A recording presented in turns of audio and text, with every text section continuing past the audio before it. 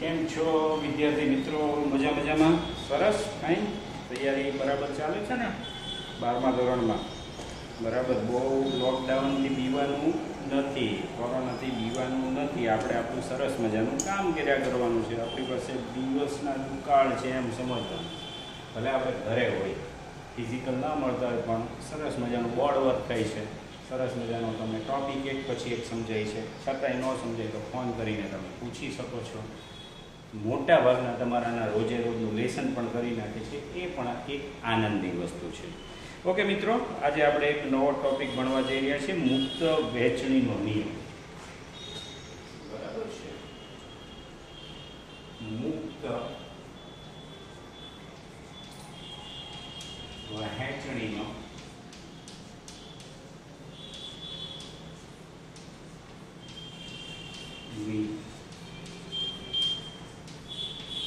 જેને આપણે કહીએ છીએ ઇન્ડિપેન્ડન્ટ એસોર્ટમેન્ટ. બરાબર છે? Law of the independent assortment. આ પણ તમારે આપણે મેન્ડલના એક સંકરણ ને દ્વિસંકરણના પ્રયોગ હતા ને, એને આધારે તમે જોવા જાવ તો આ ટોટલ મુક્ત વહેંચણી ઇન્ડિપેન્ડન્ટ એસોર્ટમેન્ટ છે.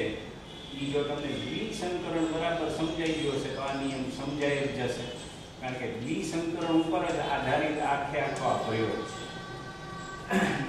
એક સંકરણમાં તો મેં તમને કીધું હતું કે લગભગ આપણી પાસે 7 જેટલા જે વિવિધ પ્રકારના લક્ષણોને અનુલક્ષીને 2 અભિવ્યક્તિઓ હતી. દાખલા કે છોડ નીચો હતો, ઊંચો હતો, વટાણા ગોળ હતા, ખરબચડા હતા, પીળા હતા, લીલા હતા, પુષ્પનો રંગ હતો પર્પલ કલરનો એટલે કે જાંબલી કલરના હતા અને સફેદ કલરના હતા, પુષ્પની ગોઠવણી હતી, કા અક્ષીય હતી, કા કક્ષસ્થ હતી અથવા તો અગ્રસ્થ હતી. તો આ બધી જે વસ્તુ હતી એ બધા આપણે એક સંકરણને અનુલક્ષીને ઘણા બધા પ્રયોગો કર્યા. દ્વિસંકરણ વખતે મેં તમને કીધું નહોતું કે આપણે જે પ્રયોગ લીધો હતો એમની અંદર તમને ખબર છે ગોળ અને પીળા અને ખરબચડા અને ગોળ અને ખરબચડા અને લીલા અને પીળા વટાણા આપણે લીધા હતા. બરાબર મિત્રો? હવે એ જ પ્રયોગ તમે બીજા કોઈ પણ 2 લક્ષણો લઈ. બરાબર? કારણ કે દ્વિસંકરણમાં તો ઓછામાં ઓછા 2 લક્ષણ લેવા પડે ને એને અનુલક્ષીને અભિવ્યક્તિઓ આપણને 4 મળશે. તો એ સિવાયના પણ કોઈ પણ 2 લક્ષણ આપણી પાસે તો 7 લક્ષણો છે. તો એવા એની સિવાયના એટલે કે બીજનો રંગ અને બીજના આકારની સિવાયના કોઈ પણ 2 લક્ષણો લઈને પણ દ્વિસંકરણ તમે પ્રયોગ છે એ રિવિઝનમાં કરી શકો છો. અને મેં તમને કીધું જ છે તમારી પાસે ખૂબ સમય હોય છે, એટલે કદાચ મારો એક લેક્ચર હોય ને એ તમારી માટે તો જોવા જાવ તો 2 દિવસ ચાલે એટલો હોય છે. કારણ કે ચોપડીના 2-3 પાના આપણે લગભગ ચલાવી દીધા હોય. એને સતત લખતા રહેવું જોઈએ, સતત વાંચતા રહેવું જોઈએ, એક શબ્દનું અર્થઘટન જોવું પડે અને એવું લાગે તો વિડીયો 2-3 વાર જોવાનો. આપણે કીધું જ છે કે એકને એક વિડીયો 2 વાર જોવાનો છે. આજે હું તમને મૂકી દીધો હોય તો તમારે આજે જોઈ લેવાનો, પછી બીજે દિવસે આપણે ગેપ રાખીએ છીએ તો એ દિવસે ફરીથી જોઈ લેવાનો. એનો મતલબ એમ નથી, તમે ડાઉનલોડ પણ કરી શકો છો. બરાબર છે? સબસ્ક્રાઇબ પણ કરી શકો છો અને પછી એને જોઈ શકો છો. ઓકે મિત્રો, તો મુક્ત વહેંચણીનો એટલે કે ઇન્ડિપેન્ડન્ટ એસોર્ટમેન્ટ કેવી રીતના છે? તો દ્વિસંકરણના પ્રયોગમાં મિત્રો આપણને ખબર છે આપણે કઈ લીધું હતું તો કે લક્ષણ લીધા હતા. તો દ્વિસંકરણની અંદર લક્ષણો 2 હતા. આપણે બીજ કેવું હતું કે બીજ ગોળ એટલે કે એનો આકારને અનુલક્ષીને વાત કરી હતી, બીજા એના રંગને અનુલક્ષીને વાત કરી. આ એના લક્ષણો હતા. કોના? બીજના. કારણ કે અહીંયા આપણે જે લક્ષણને અનુલક્ષીને વાર્તા કરીએ છીએ કોની કરીએ છીએ તો કે વટાણાના બીજ એટલે કે પીઝિયમ સેટિયમ. બરાબર છે? બીજને અનુલક્ષીને. હવે એને અનુલક્ષીને આપણને ખબર છે કે ગોળ અને ખરબચડા આવી આપણી પાસે 2 અભિવ્યક્તિઓ હતી. આકારને અનુલક્ષીને તમે જોવા જાઓ તો વટાણા કા કેવા હતા? ગોળ હતા. અને કા કેવા હતા? ખરબચડા હતા. આપણી પાસે અભિવ્યક્તિઓ છે એટલે અહીંયા મારે લખવી હોય તો આ જે છે એ બધી અભિવ્યક્તિઓ હશે. બરાબર છે? આખી અહીંયા આ જે અભિવ્યક્તિઓ છે. એવી રીતના રંગને અનુલક્ષીને તમે મિત્રો તમે જોવા જાઓ તો આપણી પાસે લીલા અને એટલે પીળા અને લીલા એવા 2 અભિવ્યક્તિઓ હતી.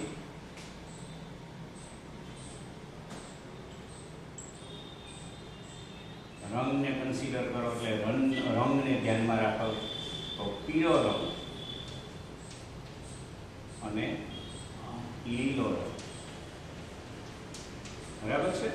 ગોળ માટે તમને ખબર છે મિત્રો, આપણે બંધારણ રાખ્યું તો કેપિટલ આર, જનીઓ એવી રીતના જોડીમાં હોય છે. ખરબચડાને અનુલક્ષીને આના જ પ્રચ્છન્ન કારક હતા એટલે આપણે સ્મોલ આર રાખ્યું હતું મિત્રો.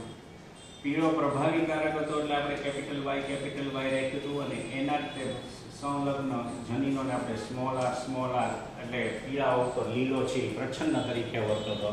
ટૂંકમાં પીળો પ્રભાવી તરીકે વર્તો હતો એટલે એને આપણે કેપિટલ અક્ષર કરેલો છે. તો આટલી માહિતી, આટલી તો આપણને ખબર છે. આ અભિવ્યક્તિઓ છે મિત્રો, એ તમને ખબર છે. જ્યારે આપણે F1 ની શરૂઆત કરી હતી ત્યારે આપણે શુદ્ધ સ્વરૂપે લીધા હતા મિત્રો, યાદ રાખો. P1 પિતૃપેઢી તરીકે જ્યારે આપણે લીધા હતા ત્યારે આપણે જનીનોને કેવા તરીકે લીધા હતા? શુદ્ધ સ્વરૂપે પિતૃપેઢી. ત્યારે આપણી પાસે જનીન બંધારણ બનતું હતું આવી રીતના. કેવી રીતના? તો કે કેપિટલ આર, કેપિટલ વાય, એવી રીતના small R, small Y, small. હવે આ જનીનને અનુલક્ષીને તમે જોવા જાવ તો આ હતા ઈ પ્રભાવીને અનુલક્ષીને આપણે લખ્યા હતા ગોપી, ગોળ અને પિયા, અને આ હતા ખરબચડા અને લીલા કલરના. પણ એ કેવા હતા? શુદ્ધ સ્વરૂપમાં. ત્યારે આપણે હજી સંકરણ કર્યું નહોતું. સંકરણ કર્યા સિવાયના બીજ. તો મેન્ડલના મેન્ડલના દ્વિસંકરના પરિણામની અંદર આપણે જોયું હતું કે જ્યારે F2 ની અંદર આપણે જ્યારે બધા પરિણામો મેળવીએ છીએ ત્યારે Punnett સ્ક્વેર હોય છે. પણ F1 ની અંદર જે આપણને સંતતિ મળી હતી, કેવી મળી હતી મિત્રો તમને ખબર છે? આમાંથી કેપિટલ અર્ધીકરણ થયું એટલે કેપિટલ આર, એની સાથે આનો સ્મોલ આર, એવી રીતના આનો કેપિટલ વાય અને આનો સ્મોલ વાય આપણને જનીનોનું બંધારણ મળ્યું. અને આ જગ્યાએ આપણે આ જગ્યાએ લખેલું છે કયું? મુક્ત વહેંચણીનો નિયમ, ઇન્ડિપેન્ડન્ટ એસોર્ટમેન્ટ.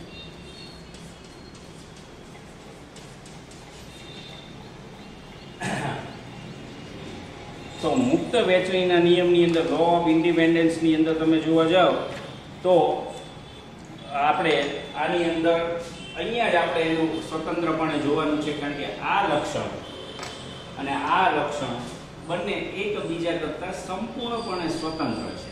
આ છે એ બીજના શેની માટે જવાબદાર હતો અને આ છે એ બીજના શેની માટે જવાબદાર હતો એ આપણે આ ચાર્ટ ઉપરથી જ ખબર પડી ગઈ છે. આ ટોટલી એના આકાર ઉપર આધારિત હતો અને આ એના રંગ ઉપર આધારિત હતો. આકારને રંગ સાથે કાંઈ લાગતું ઓળખતું નહોતું, રંગને આકાર સાથે કાંઈ લાગતું ઓળખતું નહોતું. બંને એકબીજા કરતાં સ્વતંત્ર હતા, ઇન્ડિપેન્ડન્સ હતા. અને એ જ કોન્સેપ્ટને સમજવા માટે આપણી પાસે આ નિયમ છે, મુક્ત વહેંચણીનો નિયમ.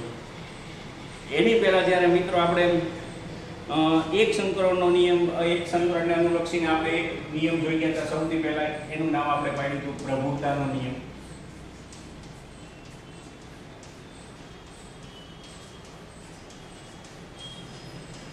મિત્રો આપણે સમજી ગયા હતા, પણ એ એક સંકરણને કન્સિડર કરીને હતું. પછી બીજો નિયમ આપણે ભણી ગયા હતા, વિશ્લેષણનો નિયમ.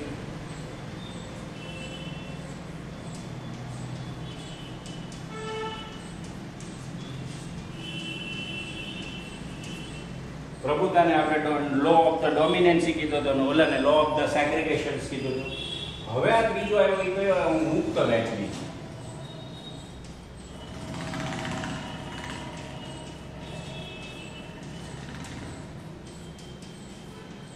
હવે ત્રણેય નિયમને હું કમ્પેરિઝન કરું છું એટલે તમને ઈઝીલી સમજાઈ જશે, એકદમ મસ્ત મજાનું સમજાઈ જશે. અને આ એક જ વસ્તુ ઉપરથી સમજાઈ ગયું છે. આ કોને કારણે હતું? તો કે મેન્ડલના એક સંકરણને. આ આખી આખું વસ્તુ કોને અનુલક્ષીને થઈ? એક સંકરણમાં આ વસ્તુ કે જે દ્વિસંકરણમાં લાગુ તો પડતી જ હોય મિત્રો, એવું નથી કે એ ન લાગુ પડતો, એ પણ અલગ રીતના લાગુ પડે છે.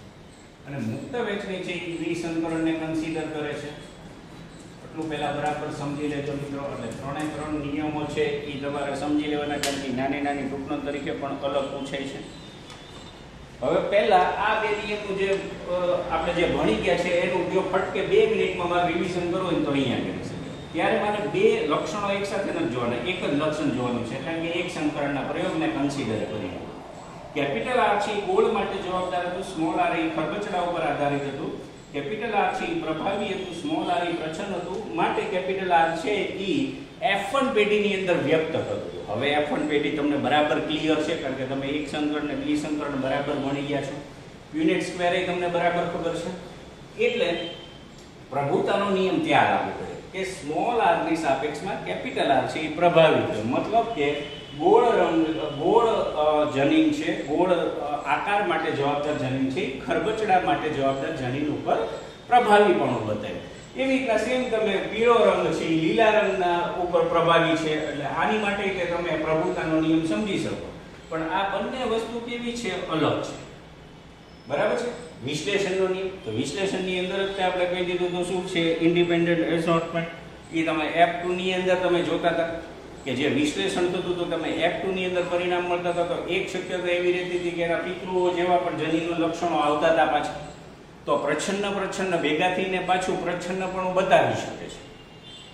એક પ્રભાવી કારક હશે તો પ્રભાવી જ આવવાનું છે, મિત્રો યાદ રાખજો. પણ જો બે લક્ષણો એક જ લક્ષણમાં બંને પ્રચ્છન્ન જ લક્ષણો ભેગા થઈ જશે. એટલે કે આપણે ઊંચો છોડ ને નીચો છોડ લીધા હતા, પણ F2 ની અંદર આપણે જે 3:1 પરિણામ મળ્યું હતું ને, એમાં જે એક પરિણામ હતું ને, એમાં સ્મોલ ટી એકબીજા સાથે ભેગા થતા. એ સ્મોલ ટી ભેગા થવું એ એક જાતનું વિશ્લેષણ જ છે.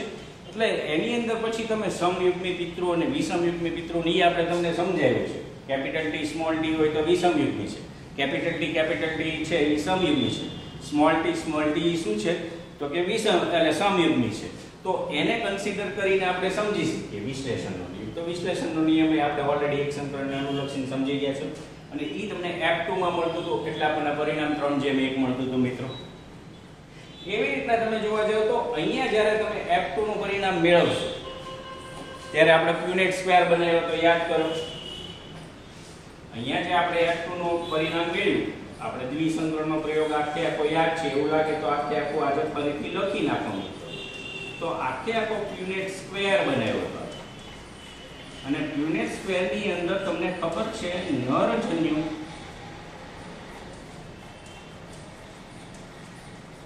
ની પોસિબિલિટીઝ અને માદા જન્યુની પોસિબિલિટીઝ આપણે ટૂંકમાં તમને ખબર હોય તો કેટલી બનાવી હતી? 4 બનાવી. અને આ 4 ગુણ્યા 4 કર્યા હતા એટલે આપણને ટોટલ 16 શક્યતાઓ મળી હતી. અને એનો આપણે શું બનાવ્યો હતો? ક્યુનેટ સ્ક્વેર બનાવ્યો તો યાદ કરો દ્વિસંકરણમાં. અને એનું પરિણામ જે આપણને મળ્યું કોનું? દ્વિસંકરણ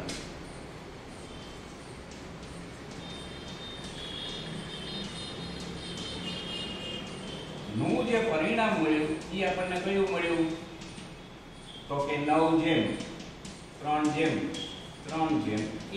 એ આપણને મિત્રો ખબર છે. બરાબર છે. 9:3:3:1 એ આપણને પરિણામ મળ્યું.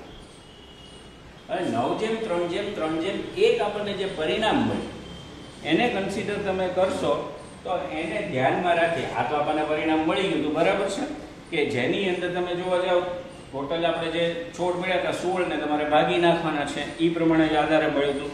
તો F2 પેઢીની અંદર ભલે બધા જનીન પ્રકારને અનુલક્ષીને આપણે બધી જે વાત કરતા હતા એને અનુલક્ષીને તમે જોવા જાવ તો આની અંદર આ 9 છોડ કયા હતા, 3 છોડ કયા હતા, 3 છોડ કયા હતા એ ખબર હતી. પણ આપણે મૂળ તો લીધા હતા ગોળ ને ખરબચડા અને પીળા ને લીલા સાથે. હવે જો આનો ગોળ,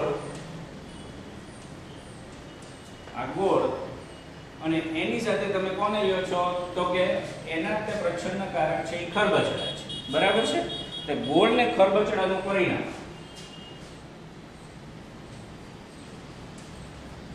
પરિણામ તમને કેટલું મળે? 3:1. કોને આધારે? એક સંકરણને આધારે. આપણે ઓલરેડી ભણી ચૂક્યા છીએ. ખાલી આ બેનું એક સંકરણ કરો તો તમને આવું પરિણામ મળવાનું, કારણ કે એક જ લક્ષણ. એવી રીતના પીળો ને લીલો રંગ માટેનું તમે કરો,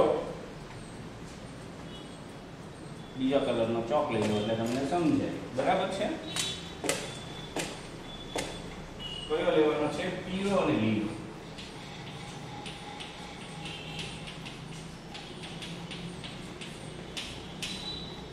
બરાબર છે. 5 જ કરી નાખીએ સરસ મજાનું એટલે સમજાય. એનું એક સંકરણનું પરિણામ કરો તો તમને મળવાનું છે પરિણામ 3:1 મિત્રો. બરાબર છે? આનું રીતે તમે જો એક સંકરણ કરો તો આ જ પરિણામ મળવાનું છે. આનું એક સંકરણ કરો તો મિત્રો આ જ પરિણામ મળવાનું છે. એવું આપણી બુકની અંદર લખેલું છે. બરાબર? હવે આ બંનેના આપણે શું કરીએ છીએ? વ્યુત્પન્ન ઉત્પન્ન કરીએ. વ્યુત્પન્ન એટલે ગુણાકાર. બુકમાં વ્યુત્પન્ન લખ્યું ને? હા, વ્યુત્પન્ન. આ બંનેના વ્યુત્પન્ન કરો એટલે કેવી રીતના છે? લાગે કે ગોળ ને મારે પીળા સાથે ગુણવાનું આવે તો મને ખબર છે ગોળ અને પીળા એની સાથે ગુણું તો 3 × 3 કરીશ એટલે મને 9 જ મળશે. બરાબર છે? એવી રીતના ગોળ ને હું લીલા સાથે ગુણાકાર કરીશ તો મને કેટલા મળશે? 3 × 1 કરીશ એટલે 3 જ મળશે. એવી રીતના ખરબચડાને પીળા સાથે ગુણાકાર કરીશ તો મને 3 જ મળશે. અને ખરબચડાને હું લીલા સાથે ગુણાકાર કરીશ એક સાથે 1 કરીશ એટલે આ જ મળશે. આ જ પાછું પરિણામ મને મળી ગયું છે ને જાદુમાં. તો જે તમે એક સંકરણનું પરિણામ મળ્યું તો કે એના વ્યુત્પન્નને અનુલક્ષીને તમે જોવા જાઓ એટલે 3 ગોળ અને 1 ખરબચડા, 3 ગોળ સાથે 1 ખરબચડો અને 3 પીળા સાથે 1 લીલાનું તમે જ્યારે વ્યુત્પન્ન ઉત્પન્ન કરશો ત્યારે તમને જે પરિણામ મળશે એ પાછું 9 જેમ એટલે ગોળ 9 છે એ ગોળ ને પીળા મળ્યા 9 કેવા મળશે? આ જે 9 હતા એ કેવા મળ્યા આપણને? ગોપી મળશે. એ આપણને ખબર છે. બરાબર છે? આ 3 પાછા આપણને કેવા મળ્યા હતા? તો આપણે પાછું જોયા ગયા હતા ખરબચડા ને પીળા હતા એટલે ખરબચડા ને પીળા હતા.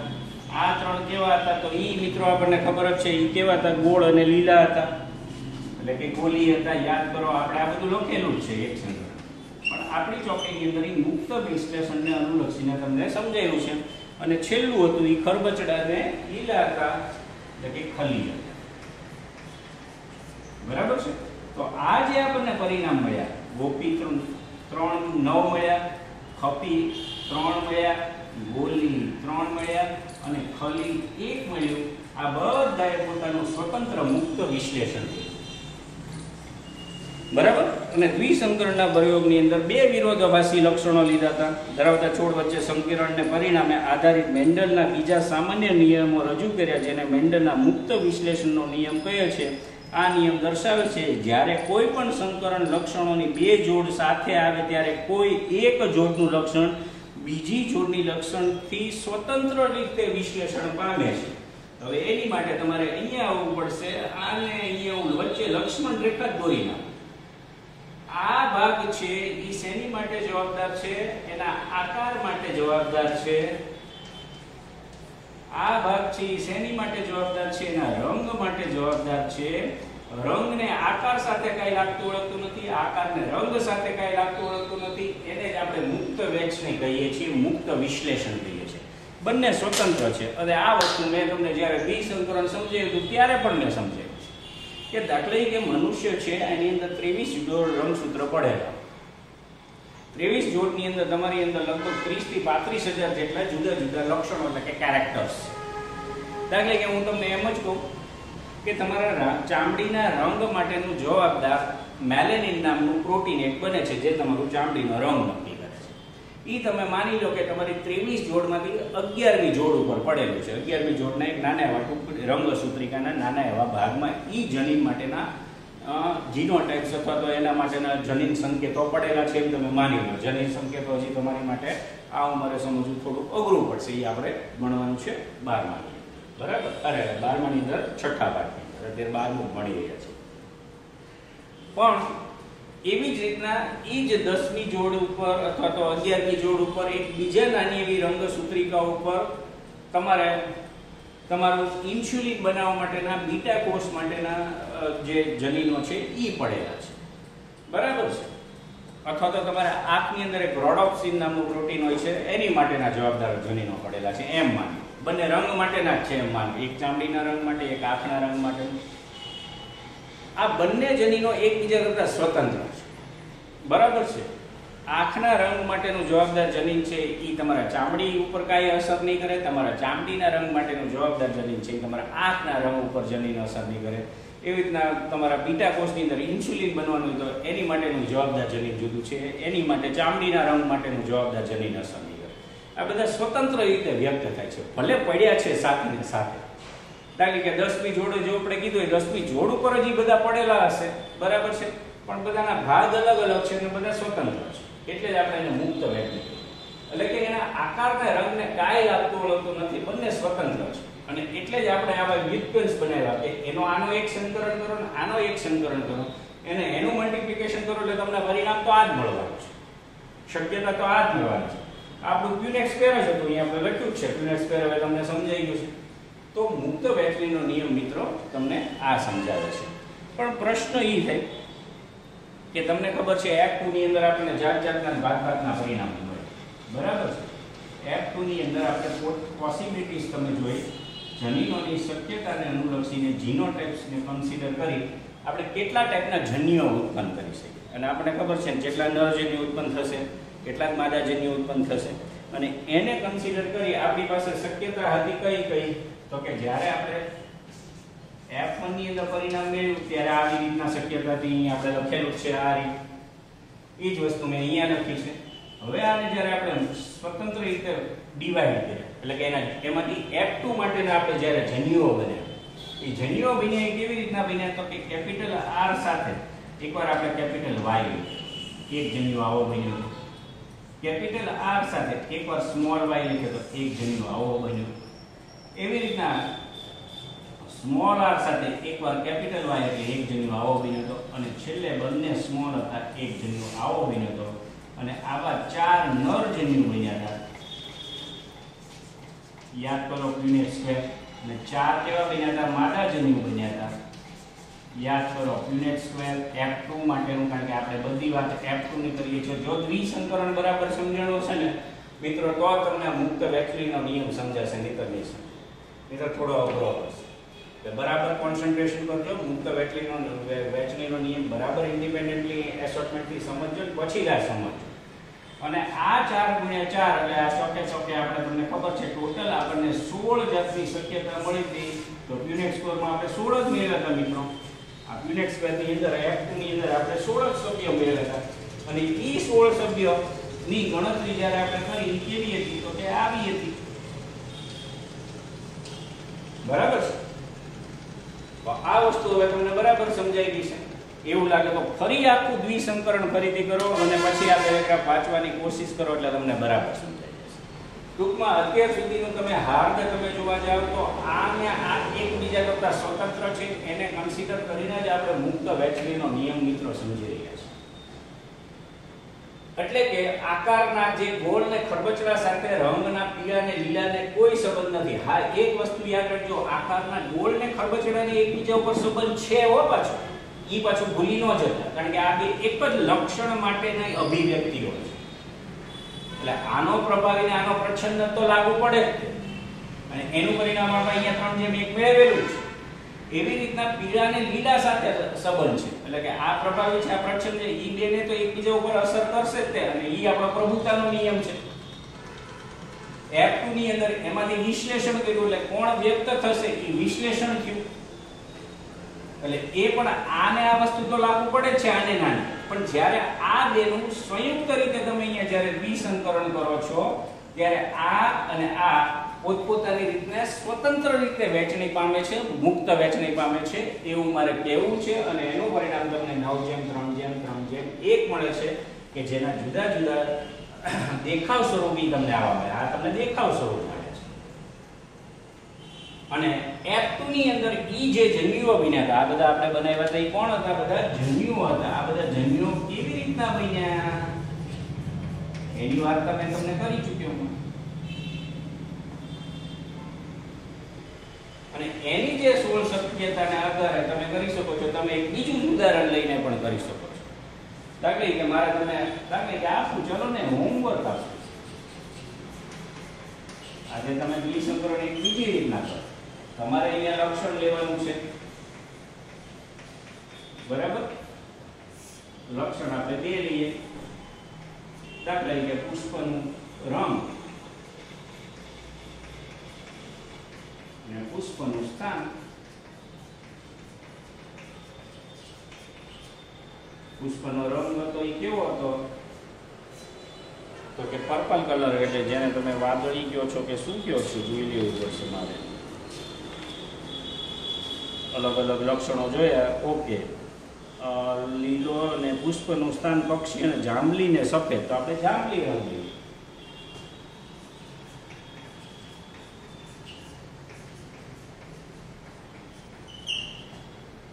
પુષ્પનું સ્થાન અગ્રસ્ત અને પક્ષસ્થ છે મારે કીધે જોઈ લઈએ પાછું, અને એની અંદર કયું પ્રભાવી છે એ જોઈ લો.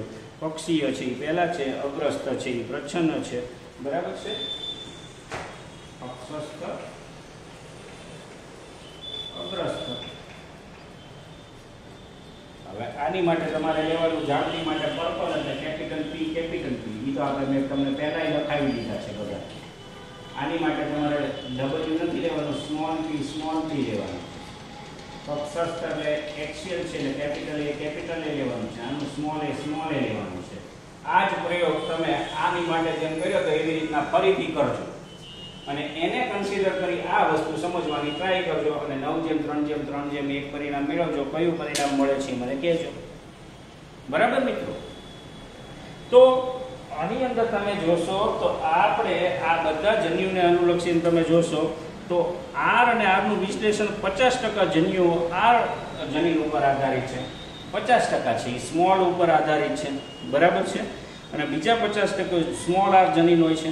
આર ને આર હોવાથી સાથે સાથે અલેલ વાય અને સ્મોલ વાય પણ હોય છે. આ બધા આપણા એલેલ છે એ તો ખબર છે ને, પાછું એ ભૂલતા નહીં. એલેલ કયો કે જનીન કયો, બંને વસ્તુ એક જ છે મિત્રો. હવે એ તો તમને બરાબર સમજાઈ ગયું છે. એમાંય તે કેપિટલ વાય છે 50% છે, સ્મોલ વાય હશે 50% છે. આની અંદર તમે જોઈ જ શકો છો આ બધું 50% છે. એવી ના બે 50% છે. આ આખું 100% થશે, આ પોતે આખું 100% થશે. આખું નથી ગણવાનું કારણ કે મુક્ત વેટલીનો નિયમ આપણે ભણી ચૂક્યા છીએ. હવે આર જન્યુ ધરાવતા 50% તથા બાકીના 50% વાય જનીન હોય છે. આથી જન્યુઓમાં 4 જનીન પ્રકાર બની શકે, 4 પ્રકારના પરાગ તથા 4 પ્રકારના અંડકોષ. અહીં આપણે લખ્યું છે નર જન્યુ એટલે પરાગ, કારણ કે આપણે વટાણા ઉપર પ્રયોગ કરીએ છીએ એટલે આ પરાગ એટલે નર જન્યુ થઈ જાય અને આ અંડક એટલે માદા જન્યુ થઈ જાય. એ તો આપણે વાર્તા કરી દીધી છે ને, એટલે આપણે નર જન્યુ માદા જન્યુ લખ્યું છે તો પણ ચાલે, કારણ કે પ્રયોગ વટાણાના કન્સિડર થાય છે. હું તો આખી પ્રાણી સૃષ્ટિ, વનસ્પતિ સૃષ્ટિ કોઈ પણ અનુલક્ષીને તમે આવા પ્રયોગ કરો તો તમને પરિણામ તો આવા જ મળવાના છે જે મેન્ડલે ગોત્યા. પણ મેન્ડલની અંદર આપણે ઘણી બધી વાર્તાઓ જોઈ છે, બરાબર છે. ત્યારે ફલિતાંડમાં રચનાની જાણકારી મેળવવી સરળ રહેશે. F2 ના છોડ ઉત્પન્ન થતા તમે જોશો કે 16 શક્યતાઓ તમને મળશે. તો એ તો આપણે કહી દીધી છે, જે તમારી બુકમાં લખેલું છે. પણ હવે પ્રશ્ન એ થાય, પ્યુનેટ સ્ક્વેરના પ્રયોગના આંકડાઓ તમે F2માં અવસ્થાના જનીન પ્રકારને તપાસ કરી તેને આપેલ કોષ્ટકમાં લખી શું જનીન પ્રકારનું પ્રમાણ 9:3:3:1 હશે? તમારી બુકની અંદર એક કોષ્ટક આપેલું છે મિત્રો, તમે જુઓ કોષ્ટક છે. એની અંદર અહીંયા તમને ક્રમ આપેલો છે, તમે જોશો તો. અને પછી લખેલું છે શું? જનીન F2માં પ્રાપ્ત જનીન પ્રકાર,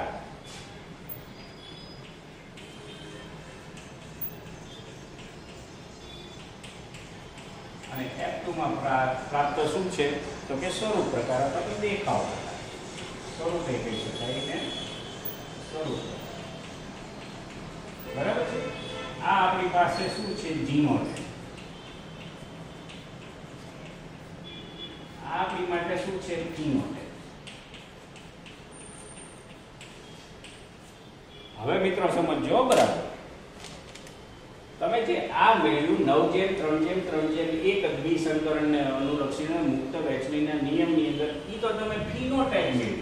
આ છે 9:3:3:1 છે. એક સંકરણમાં મિત્રો યાદ છે તમને, એક સંકરણની અંદર આપણે શું કર્યું હતું તો કે જીનોટાઇપ્સ ને ફિનોટાઇપ બંને મેળવ્યા હતા. એમાં ફિનોટાઇપ શું હતું એ તો આપણને ખબર જ છે. ફિનોટાઇપ એટલે દેખાવ અથવા તો સ્વરૂપ. અહીંયા જીનોટાઇપ એટલે જનીન, બરાબર છે.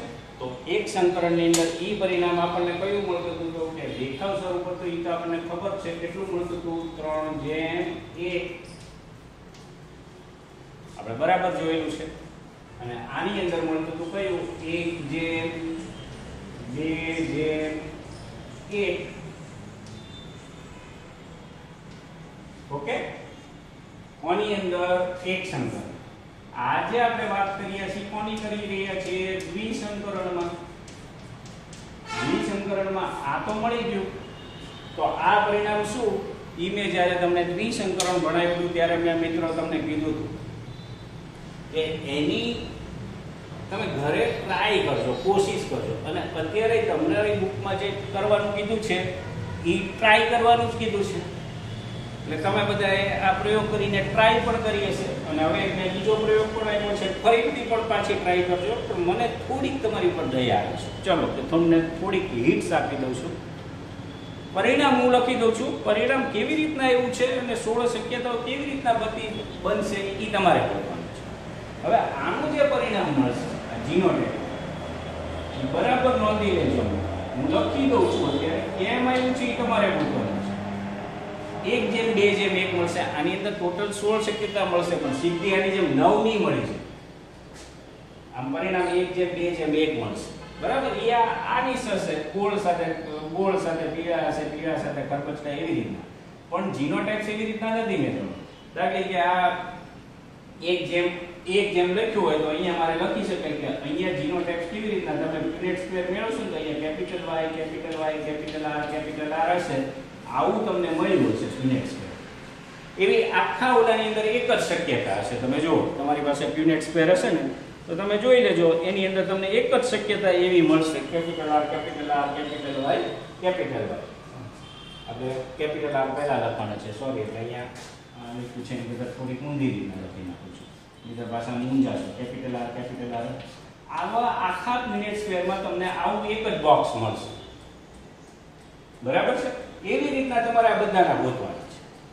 એવી રીતના તમે જોશો તો બીજું છે એ 2:4:2 મળશે.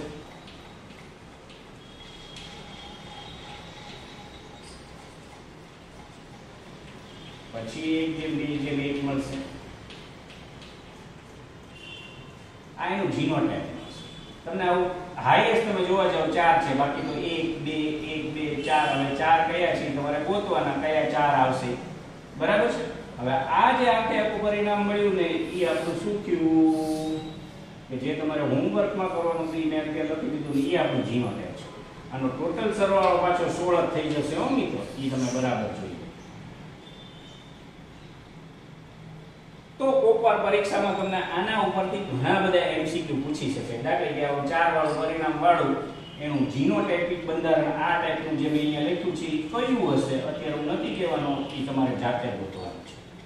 થોડીક તમારે પણ મગજની તસદીક લેવાની છે. અને એ જ્યારે લેશો ત્યારે તમને આ બરાબર સમજાશે. બરાબર છે. આને આધારે પછી આપણે આગળ જતા આનુવંશિકનો આને એ આધાર લેવાના છે. એ ટોપિક આમ તો એક તો વર્ણનાત્મક છે, બહુ એમાં બહુ આકૃતિ ને આમ તેમ એવું બધું નથી. આકૃતિ છે પણ એની માટે તમારે છે ને આપણે ચેપ્ટર નંબર 9 કોષ વિભાજન જે 11માનું હતું કે નહીં, એની અંદર અર્ધસૂત્રી વિભાજન કર્યા હતા. અને હમણાં છેલ્લે આપણે એ બધા ટોપિક લીધા હતા. એ અર્ધસૂત્રી વિભાજનની અંદર જે સ્વસ્તિક ચોકડી બનતી હતી, ઓપ્ટિક કાઇઝેમા બનતી હતી. બરાબર છે. અને બંને રંગસૂત્રિકાઓ છૂટી પડતી હતી અને ટુકડાઓની અદલા બદલી થતી હતી. એને આધારે આની પછીનો ટોપિક એટલે કે આનુવંશિકતાનો રંગસૂત્રીયવાદ, બરાબર છે, ક્રોમોઝોમલ થિયરી ઓફ ધ ઇનહેરિટન્સ આપણે સ્ટડી કરવાની છે. અને એ થોડુંક આમ છે ને એના પેજ થોડા વર્ણનાત્મક છે, થોડા સાયન્ટિસ્ટોના નામ આવશે, એવું બધું આવશે. થોડુંક તમે વાંચીને આવજો. છે નાનો એવો, અને એ લેક્ચર એ બહુ મોટો નહીં બને, વધીને 15, 20, 25 મિનિટ સમથિંગ એવો ડિપેન્ડ્સ છે. બરાબર. એવો નાનો લેક્ચર બનવાનો છે. અને એની પછી આપણે સહલગ્નતા અને પુનઃસંયોજન સમજી શકવાના છે. એટલે આમ થોડું ઇન્ટ્રોડક્શન વાળું છે, થોડો અર્ધીકરણનો કોન્સેપ્ટ છે. એટલે એના ઉપર આની પછીનો ટોપિક લઈશ. બરાબર છે.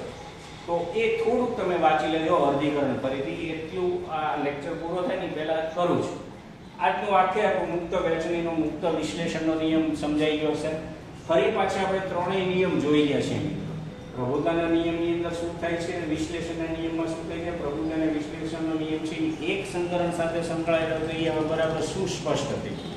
અને એ પાછા દ્વિસંકરણમાં લાગુ તો પડતા જ હોય, પણ એનો મતલબ એવું નહીં કે ખાલી એક સંકરણમાં જ લાગુ પડે, પડતા જ હોય પણ આવી રીતે સ્વતંત્ર રીતે લાગુ પડે છે. મુક્ત વિશ્લેષણનો નિયમ કે જે આપણો મેઇન ટોપિક હતો એ તો મેં તમને બરાબર સમજાવ્યો છે કે બંને લક્ષણોને કન્સિડર કરી આવેલા તમારી અભિવ્યક્તિઓ સ્વતંત્ર રીતે વ્યક્ત થાય છે. કોઈ એક લક્ષણની અભિવ્યક્તિઓ બીજા લક્ષણની અભિવ્યક્તિઓ પર અસર ભાગ્યે જ કરતી હોય. હા, એવા સંજોગો આવશે કે ઉપર કરતું પણ હશે. અત્યારે જે આપણે મેન્ડલે જે આપણને સ્ટડી કરેલું દ્વિસંકરણમાં એવું એમાં તો એવું કંઈ થતું નથી. સ્વતંત્ર રીતે થાય છે, ઇન્ડિપેન્ડન્ટલી એસોર્ટ થાય છે. એટલે મુક્ત વ્યક્તિ છે એ ઇન્ડિપેન્ડન્ટ એસોર્ટ થશે. બરાબર છે, એની સાથે આને કંઈ લાગતું વળગતું નથી. એટલે ઇન્ડિપેન્ડન્ટ એસોર્ટમેન્ટનો બેઝિક ટોપિક મુક્ત વહેંચણીમાં મૂળ કન્સિડર જ એ હતું કે એક લક્ષણ બીજા લક્ષણ ઉપર કોઈ જાતનું કોઈ પણ જાતની અભિવ્યક્તિઓ વ્યક્ત કરવા માટે સ્વતંત્ર છે. એની ઉપર કોઈ જાતની અસર નહીં થાય. બંને સંપૂર્ણ સ્વતંત્ર છે. એને કન્સિડર કરીને જ આ સમજો. આ પ્રયોગ પાછો તમે આખે આખો દ્વિસંકરણનો ફરીથી કરજો. આજનું બોર્ડવર્ક ફરી આને કન્સિડર કરીને સમજો. 9:3:3:1 આપણને આવડતું હતું તે મેન્ડલના એક સંકરણનું પરિણામ છે કે જે સ્વરૂપ પ્રકાર એટલે કે ફિનોટાઇપ હતું તે, પણ આજે એનો આપણે જીનોટાઇપ પ્રમાણે પણ ગોત્યું. આપણી બુકમાં આ પ્રમાણે નથી લખ્યું. મેં અહીંયા તમને લખી દીધું છે. ગોતવાનું છે તમારે. તમારી બુકમાં ક્વેશ્ચન માર્ક કર્યો છે, પણ મેં ખાલી તમને એકની હિટ આપી દીધી છે. બધાનું તમારે ગોતી દેવાનું છે કે આ બે કયા છે, અને એ તમને પીરિયડ સ્ક્વેર ઉપરથી ને તમે લખી નાખશો. બરાબર, જનીન પ્રકારને દેખાવ સ્વરૂપ આની ઉપરથી તમને આ તો તમને દેખાવ હતો. ઓકે, ગોપી લખ્યું એ દેખાવ હતો, પણ એ ગોપીની અંદર આ capital R capital R capital Y capital એક આવતું હતું, એ ગોપી બનતું હતું. એનું જનીન સ્વરૂપ છે. તો હજી આવા 8 પ્રકાર છે. એ ગોપી માટેના કયા જવાબદાર છે એ તમારે આમાંથી ગોતવાના છે 16માં. એ કામ મેં તમને સોંપ્યું છે. થોડું મેન્ટલી પ્રેક્ટિસ કરવી પડશે, આજે થોડી તસ્તી લેવી પડશે તો તમને મજા આવશે. ઓકે, તો જ્યારે ટાઈમ મળે એટલે જૂના ચેપ્ટરો છે એ જોતા રહ્યો, જૂના ટોપિક જોતા રહ્યો, જુદા જુદું લખતા રહ્યો. એવું માનમાં ન રાખો કે ભાઈ એક 35 મિનિટ 45 મિનિટનો એક લેક્ચર આવી તો ચલો જોઈ લઈએ, ફટફટ લખી નાખીએ. જૂનું પણ લખી શકાય. હોમવર્ક મોટા ભાગનાનું આવે છે, 2-5 જણનું નથી આવતું. તો હજી કહું છું ભાઈ, તમે આ જે વર્કમાં જોડાયેલા છો તો સાથે સાથે તમારે એ કામ કરવું પડશે. તમારે એ વ્યક્ત કરવું પડશે. એટલે સાથે તમે એ પણ કામ કરતા રહેજો. બરાબર છે? ઓકે મિત્રો, આજનો લેક્ચર અહીંયા પૂર્ણ કરીએ છીએ. આની પછીના વિડીયો લેક્ચરમાં ફરી પાછા આપણે આનુવંશિકતાના રંગસૂત્રીય વાત સાથે મળશું. Thank you.